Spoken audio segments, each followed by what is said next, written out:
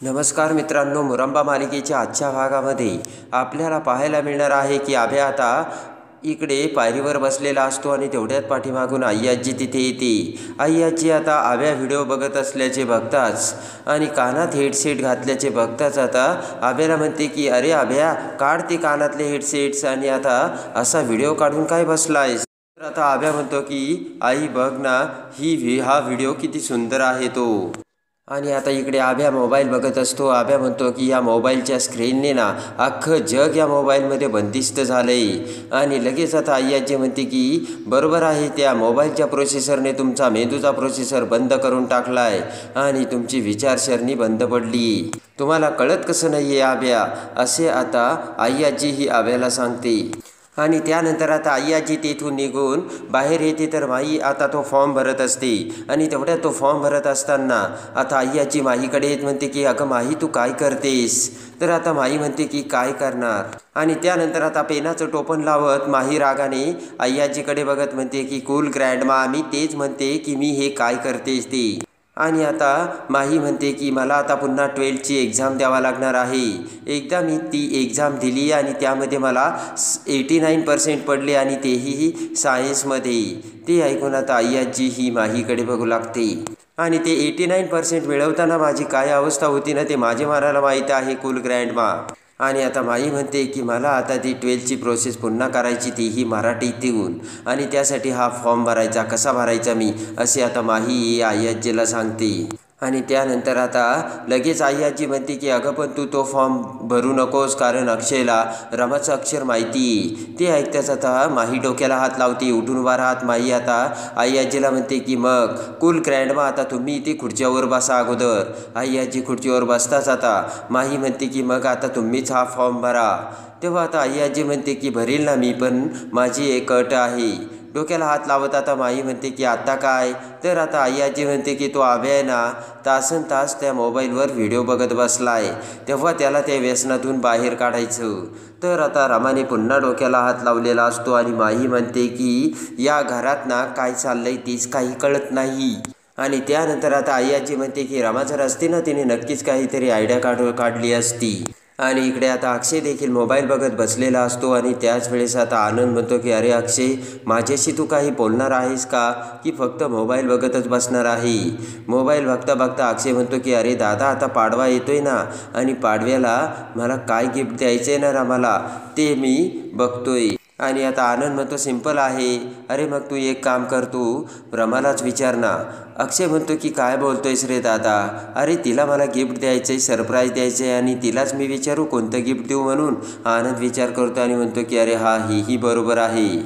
आणि इकडे आता रमाला घेऊन येत नीलने एका आडगळीच्या खोलीत आणून बांधलेलं असतं, खुर्चीला बांधून. रमाचे हातपाय सगळे बांधून आता रमा आता ते सुटण्यासाठी प्रयत्न करत असते. तेवढ्यात पाठीमागून आता नील तिथे येतो आणि नील आता रमाकडे बघतो आणि रमाच्या शेजारी बसतच आता नील म्हणतो की काय करू रमा, मला तुझा हा त्रास अजिबात बघवत नाही आहे, पण काय करणार, तू माझ्यासमोर काही विलाजच ठेवलेला नाही आहे, आणि तू हे जे असं काही वागतेस ना, त्यामुळे मला हे असं करावं लागतं, मी तरी काय करू, असे आता नील रामाला सांगतो. आणि त्यानंतर आता नील म्हणतो की काय करू मी, म्हणजे तुला बरं वाटेल, मी एक काम करतो, हात जोडू का मी. तर आता नील म्हणतो नाही नाही, मी एक काम करतो, मी तुला सोडतो. आणि पटकन नील आता रमाचे हात सोडतो. आणि नील आता रमाचे हात सोडतो. आता लगेच आता नील म्हणतो की बरं वाटतंय का. रमा आता बाजूला बघते. तर नील म्हणतो की अजून मी काय करू तुला, की जेणेकरून तुला बरं वाटेल ते सांग. आणि त्यानंतर आता नील म्हणतो की अजून काय करूयात, अक्षयला फोन लावूयात का. तर रमा पटकन नीलकडे बघते. तर आता नील म्हणतो लावूयात ना फोन, आणि नील त्याचा मोबाईल काढतो. पण आता लगेच रमा नीलचा मोबाईल घेऊ लागते. नील म्हणतो की ओ पण जरा थांब ना रमा, अक्षयला फोन लावूयात, पण माझ्या काही अटी आहेत. आणि त्यानंतर आता नील म्हणतो की पहिली अट हे बघ, तू अक्षयला फोन करू शकतेस, पण तू कोण हे अक्षयला सांगायचं नाही आहेस, आणि तुझा आवाज यामध्ये अक्षय काही ओळखू शकणार नाही आहे, कारण यामध्ये मी व्हॉईस चेंजिंग ॲप डाउनलोड करून ठेवलं आहे, आणि तू कोण आहेस ना हे तू अक्षयला सांगायचं नाहीस. आणि त्यानंतर आता नील म्हणतो की माझी दुसरी अट, तू कुठे आहेस, तू कोण आहेस हे अक्षयला सांगायचं नाही. तू एक जरी शब्द बोललीस तर मी फोन कट करेन. आणि आता नील म्हणतो की मी तुला अक्षयशी फोन लावून देईल, पण अक्षयला याचा मोबाईलचा नंबरसुद्धा ट्रेस होणार नाही, तू ती काळजीच करू नको. तर रमा म्हणते की तुम्ही माझ्यासोबत हे असं का करताय आणि का वागताय. तर आता नील म्हणतो की चला रमाला अक्षयशी बोलायचं आहे आणि फोन लावून देऊयात. असे म्हणत नील आता रमाला अक्षयबरोबर अक्षयचा फोन लावून देतो. आणि त्यानंतर आता अक्षयला फोन लावता क्षणी रमा आता अक्षय फोन उचलण्याची वाटच बघत असते. तर इकडे नील हा रमाकडे बघतो आणि विचार करतो की वा नील, ही चाल तू एकदम बरोबर खेळलायस. शेवटी आता रमाला जिंकायचं असेल तर रमाच्या कलेनेसुद्धा घ्यावे लागेल. आणि त्यानंतर पटकन आता अक्षय हा आनंदसोबत बसलेला असताना आता फोन उचलतो. अक्षय आता आनंदला म्हणत असतो की हे सरप्राईज बघ बरं तू. रमा आता ते ऐकते आणि लगेच आता अक्षय म्हणतो हॅलो. तर रमा म्हणते की तुम्हाला कोणता जरी निर्णय घ्यायचा असेल तर मी तुम्हाला मदत करील. आणि रमाचे ते बोलणे फोनवरचे ऐकून आता अक्षय आनंदला म्हणतो की हे बघ कोणीतरी आहे. आणि त्यानंतर आता त्या मोबाईलचा रमाचा तो व्हॉइस असतो तो पूर्णपणे नीलने बदलवलेला असतो. आणि त्यानंतर आता अक्षय म्हणतो की मी तुम्हाला एक प्रश्न विचारतो, मला त्या प्रश्नाचं उत्तर द्या. मला माझ्या बायकोसाठी गुढीपाडव्याच्या दिवशी दागिना घ्यायचा आहे, दागिना. तर आता मी कोणता दागिना घेऊ. त्यानंतर आता रमा म्हणते की हे बघा, कोणतीही नवऱ्याने जर जी गोष्ट बायकोला दिली ना ती महागडी असो किंवा कोणतीही असो, बायकांना ती गोष्ट खूप आवडते. आणि त्यानंतर आता रडतच रमा म्हणते की जर तुम्हाला तुमच्या बायकोला दागिना द्यायचा असेल तर असा दागिना द्या, तो कायम तिच्या जवळ राहील. ते ऐकून आता अक्षय आणि आनंद मोठे अवाक होतात. तर लगेच आता रमा म्हणते की तुम्हाला तिला कानातलं द्यायचं असेल तर कानातलं द्या. रमा म्हणते की छोटंसं काहीही चालेल, झुबे चालेल, वेल चालेल आणि अंगठीही चालेल, फक्त ती गोष्ट कायम तिच्यासोबत असायला हवी. ते ऐकताच आता आनंद म्हणतो की अरे यार अक्षय. आनंद म्हणतो की अरे अक्षय, ही तर आपल्या ये वालीपेक्षा जास्त पुढची आहे. आणि अक्षय हसू लागतो. आणि त्यानंतर आता अक्षय म्हणतो की हॅलो, तुम्ही एवढ्या स्पेसिफिक दागिन्यांची, मला एवढ्या सगळ्या दागिन्यांची माहिती दिली, पण मला फक्त स्पेसिफिक एक दागिना हवा आहे. आणि त्यानंतर आता अक्षय म्हणतो की एखादा स्पेसिफिक दागिना सुचवा ना. तर आता लगेच रमा म्हणते की तुमच्या बायकोसाठी जर तुम्हाला दागिना द्यायचा असेल तर ते आहे पैंजण. अक्षय आता काळजीपूर्वक रमाचे ते बोलणे ऐकू लागतो. आणि तुम्ही जर तुमच्या बायकोला पैंजण दिले तर ती येण्याची प्रत्येक चाहूल तुम्हाला लागेल. आणि मग तुमची बायको प्रत्येक पावलासोबत तुमच्याकडे येते हे याचा तुम्हाला आभास होईल आणि तुम्हाला त्याची खात्री होईल. आणि लगेच आता रमा म्हणते की तुमची बायकोच ना, असे म्हणत असतानाच नील आता रमाकडून फोन हिसकावून घेतो. आणि त्यानंतर आता नील म्हणतो की रमा, मी तुला काय सांगितलं होतं, जास्तीचं काही बोलायचं नाही आणि फोन कट करायचा म्हणून. आणि त्यानंतर आता इकडे अक्षय म्हणतो की पण या बाबाने तर खूप छान माहिती दिली. तर आता लगेच आनंद म्हणतो की पण एकदम छान माहिती दिली बरं का अक्षय. आणि मला जर एक सेकंद वाटलं होतं की ही खूप हुशार बाई दिसते. तर अक्षय म्हणतो बरोबर आहे दादा. आणि त्यानंतर आता अक्षय आणि आनंद पुन्हा त्यांचा मोबाईल बघू लागतो. तर त्यावेळेस लगेच आता आनंद म्हणतो की हे बघ, अरे बाबा, आत्ता आपलं जे डिस्कशन झालं ना ते त्यामध्ये एक्सप्लेनेशन आहे आणि कन्व्हर्सेशनसुद्धा आहे. आणि त्यानंतर मात्र एकच भयानक घटना घडलेली असते. ज्या वेळेस नीलने रमाच्या हातातून मोबाईल घेतलेला असतो तर त्यावेळेस आता अक्षयने फोन कट केलेला नसतो आणि नील हा रमासोबत जे बोललेला असतो ते त्या कन्व्हर्जनमध्ये सुद्धा रेकॉर्ड झालेलं असतं. आणि लगेच अक्षय म्हणतो की अरे हे कन्व्हर्सेशनसुद्धा मोबाईलमध्ये येतं आहे बघ. आणि अक्षय ते बोलणे आनंदसोबत आता ऐकू लागतो. त्यामध्ये आता रमाकडून फोन घेताच नीलने म्हटलेले असते की काय म्हणाला अक्षय, आणि मी त्याला तुला फोन लावून दिला होता आणि सांगितलं होतं की बाकीचं दुसरं तू काही बोलायचं नाहीस आणि फोन कट करायचा म्हणून. आणि नील म्हणतो की काय म्हणाला अक्षय, माझ्या बायकोवर खूप प्रेम आहे का. आणि रमा रडू लागते. तर आता हसतच नील म्हणतो की कसं म्हणाला तो. आणि आता लगेच नील म्हणतो की तू ऐकलंस ना रमा, अक्षयचं त्याच्या बायकोवरती खूप खूप प्रेम आहे. आणि लगेच आता नील म्हणतो की पण I am proud of you, खरंच तू गुड जॉब केलायस. आणि तू जे काही बोलली ना ते त्याला कळलंच नाही, तू त्याच्याशी बोलतेस ते. आणि त्यानंतर आता पुन्हा आता नील प्रेमाने रमाकडे बघतो आणि म्हणतो की रमा प्लीज आता तरी सोड ना तुझा हट्टीपणा. आणि त्यानंतर आता नील म्हणतो की हात मिळव ना माझ्यासोबत. तर बोट करत आता रमा म्हणते की नाही, अजिबात नाही. तर नील म्हणतो की ओके रमा. आणि लगेच आता नील म्हणतो की रमा तुझ्यातलं हेच क्रिएशन मला आवडतं. बरं चला बाबा, मी आता तुझं ऐकतो. आणि रमा तू सुद्धा आत्तापर्यंत माझं ऐकलंस आणि कसं शहाण्यासारखी वागलीस आणि इथून पुढे सुद्धा तू अशीच शहाण्यासारखं वाग, असे आता नील रमाला बोलतो. आणि इथून पुढे मी उगाचच तुला त्रास नाही देणार, असे नील आता रमाला बोलून रमाच्या डोक्यावरून हात फिरू लागतो. आणि नील आता म्हणतो की ओके टाईम कमअप, टाईम संपला. आणि पुन्हा आता रमाचे हात आता नील हा खुर्चीला बांधतो. आणि त्यानंतर आता रमाचे दोन्ही हात खुर्चीला बांधून आता नील तेथून निघून गेलेला असतो.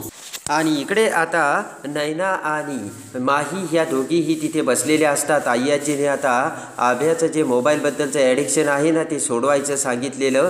मला आता ती गोष्ट सापडली. आता आभ्याचं ॲडिक्शन कसं सोडवायचं ना ते मला चांगलं समजलं आहे. आणि मला अशी आयडिया सुचली ना जी आयडिया रमालासुद्धा सुचली नसती. आणि त्यानंतर आता नैना म्हणते की माही खरंच मला तुझं कौतुक वाटतं आज, आणि तू आभ्याला या सिच्युएशनमधून बाहेर काढणार. तर माही म्हणते यस. आणि त्यानंतर आता नैना म्हणते की पण माही तू अक्षयला बोलणार होतीस, बोललीस का अक्षयला तू?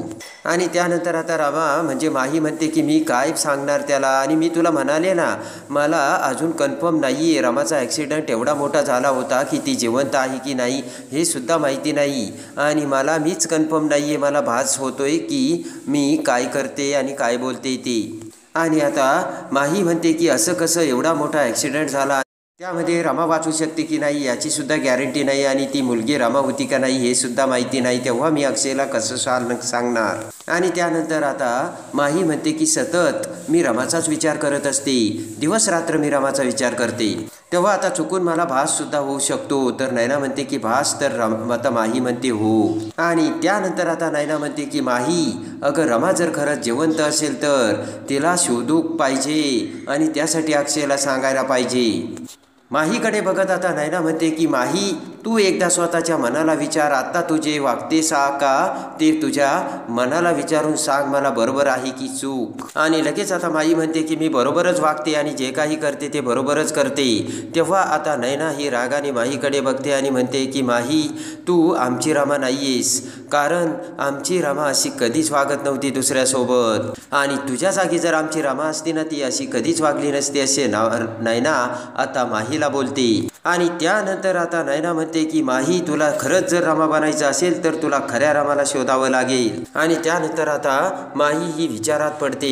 इकडे आता आभ्या हा कायम मोबाईलमध्ये हेडसेट लावून आता व्हिडिओ बघत, मोबाईलचा जास्त ॲडिक्शन होऊन मोबाईलवरच असतो. आणि ते बघत आता पटकन आता माही तिथे येते आणि आभ्याच्या हातातून मोबाईल घेते. आणि लगेच आता माही म्हणते की आभे दादा तुम्हाला असं नाही वाटत का मोबाईलचं तुम्हाला जास्तच वेड लागलं आहे म्हणून. आणि आता माही म्हणते की हे बघा असं सतत मोबाईल बघणं हे तुमच्यासाठी हानिकारक आहे आणि त्यात तुमचंच नुकसान आहे. कानातले हेडसेट काढत म्हणतो आभ्या म्हणतो की आता हे तू मला सांगणार आहेस का? आणि लगेच आता माही म्हणते की हो हे मीच तुम्हाला सांगणार, कारण मी सतत फोन नाही बघत, मी काम करत असते. आणि लगेच आता माही म्हणते की ओके तुम्हाला नाही ना हे सगळं बंद करायचं, तर तुम्ही 20 सेकंदाचे हे व्हिडिओ बघतात ना तर चालेल. 20 सेकंदामध्ये ते व्हिडिओ जसे जसे चेंज होतात ना त्या सारखंच तुम्हाला आता परफॉर्म करायचे, चालेल का? आणि त्यानंतर आता माही म्हणते मी नेक्स्ट व्हिडिओ परफॉर्म करेल आणि त्या व्हिडिओमध्ये जे काही होतंय ना ते सुद्धा तुम्हाला परफॉर्म करायचं आहे. आणि आता मी जोपर्यंत तुम्हाला थांब म्हणत नाही ना तोपर्यंत त्या व्हिडिओमध्ये जी काही ॲक्टिव्हिटी चालतात ते तुम्हाला परफॉर्म करायचं. आणि त्यानंतर मग तुम्हाला कळेल की हे किती भयंकर आहे ते ऐकून. आभ्या म्हणतो की अगं तू असं काय करतेस? आभ्या म्हणतो की त्यात काय एवढं भयंकर, मला नाही वाटत काही भयंकर असेल म्हणून. तर आता माही म्हणते की असं का? आणि लगेच तिच्या मोबाईलमधून माही ही आभ्याला एक बाई दाखवती. तर लगेच आता आभ्या म्हणतो की ही बाई मला माहिती आहे, आता ती काय सांगणार आहे ना ते सुद्धा मला माहिती. ही बाई म्हणणार आहे की तुम्ही हीच फेअरनेस क्रीम वापरा, त्यामध्ये चेहऱ्याला ग्लो येईल, हेच सांगणार आहे ती. आणि त्यानंतर आता लगेच रमा म्हणजे माही व्हिडिओ चेंज करते. आभ्या आता तो व्हिडिओ बघून पुन्हा ते काय सांगणार आहेत हे सांगू लागतो. आणि आता पुढच्या व्हिडिओमध्ये म्युझिक वाजत असतं तर अक्षय त्या म्युझिकच्या आवाजात आता डान्स करू लागतो आणि त्या व्हिडिओसारखंच आता डान्स करू लागतो आणि गाणी म्हणू लागतो. माही ही पुढचा व्हिडिओ लागताच आता त्याच्या आवाजात तो काय म्हणतो हे सांगायला लावते।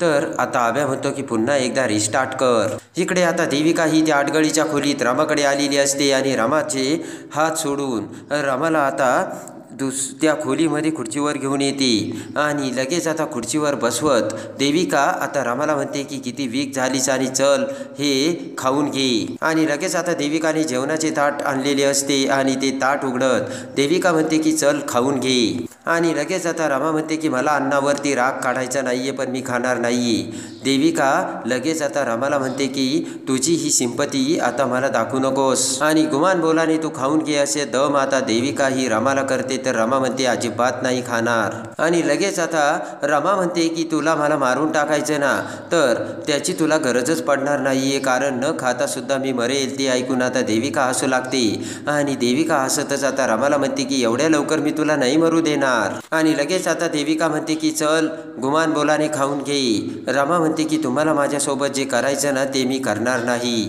आणि लगेच आता राग येऊन देविका म्हणते की तू आता अशी ऐकणार नाही। पटकन आता त्या डिशमधील एक घास घेत तो घास पटकन आता देविका ही रमाच्या तोंडात घालते।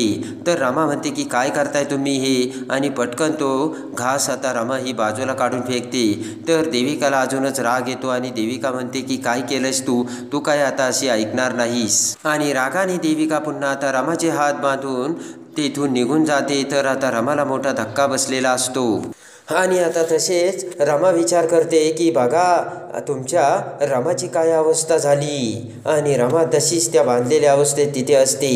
इकडे आता ही जसा व्हिडिओ प्ले करत असते तसाच आभ्या त्या पद्धतीने करत असतो आणि अचानक आता माहीला रमाचे सत्य समजते आणि रमा ही त्या बांधलेल्या अवस्थेत असतानाच माही आता रस्त्यावरून जात असते आणि त्या आडगळीच्या खोलीजवळ येते। तर दरवाजाला एक काच असते आणि त्या काचातून माही ही आतमध्ये आता बघू लागते। तर त्यामध्ये रमा ही बांधलेल्या अवस्थेत असते आणि तेवढ्यात ते बघून माही ही जोराने त्या काचेतून आतमध्ये उडी मारते आणि लगेच ती काच फुटून माही आता रमासमोर आलेली असते। आणि त्यानंतर माही आता रमाला खुर्चीवरून सोडते आणि लगेच आता माही तोंडावरचा मास्क काढत रमाकडे बघत म्हणते की माही जिवंत असताना रमाला कोणीच बांधून ठेवू शकत नाही आणि काहीच करू शकत नाही।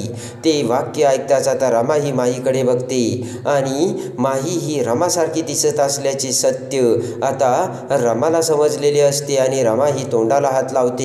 तर आता माही ही लगेच रमाला डोळा मारते आणि माहीने आता भयानक अवस्थेतून नीलच्या तावडीतून रमाची सुटका केलेली असते। आणि रमाला आता माहीला बघताच आता रमाला मोठा धक्का बसलेला असतो।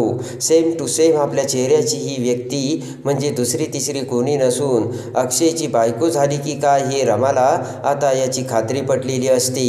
तर आता माही तेथून रमाला सोडून पुन्हा कशी मुकादमांच्या घरी घेऊन येते आणि रमा अक्षयची कशी हृदयस्पर्शी भेट घडवते हे बघण्यासाठी आणि मोरंबा मालिकेच्या डेली अपडेटसाठी बेल नोटिफिकेशनवर क्लिक करून आपल्या चॅनलला लाईक करा, सबस्क्राईब करा।